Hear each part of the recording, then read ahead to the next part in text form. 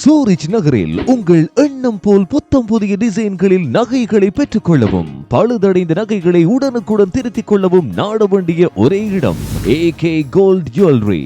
நம்ப முடியாத விலை கழிவுகளுடன் நகை பிரியர்களின் நம்பிக்கையான நிறுவனம். இப்போதைய அழையுங்கள் 078-31-31-081.